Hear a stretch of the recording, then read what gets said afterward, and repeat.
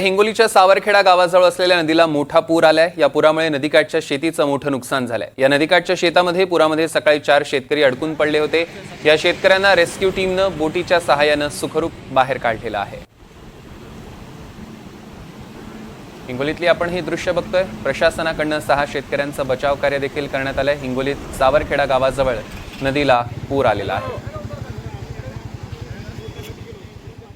हिंगोली जिल्ह्यामध्ये काल मध्यरात्रीपासून मुसळधार पाऊस पडतोय आणि त्यामुळे अनेक नदी नाल्यांना पूर येतोय। मी सध्या हिंगोली ते नांदेड महामार्गावर आहे। हे बघू शकता की हे सावरखेडा गाव नदी आहे।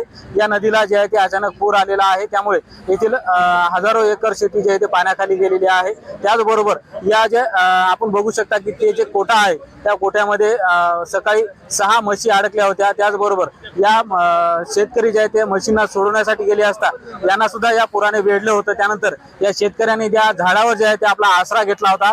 त्यानंतर येथील स्थानिक लोकप्रतिनिधी तसेच प्रशासनाच्या वतीने त्यांना मदत कार्य केलं होतं। आपल्यासोबत पुरात अडकलेले नागरिक शेतकरी आहेत। दादा, मला सांगा, किती जण पुरात अडकले होते आणि तुम्ही कशाचा आसरा घेतला होता? आम्ही 6 जण अडकलो होतो। आम्ही झाडावर थांबलो होतो। त्यानंतर आमचे मोबाईल होते। मोबाईलवरून आम्ही कळमनुरीचे आमदार संतोषदादा बांगरला फोन लावला।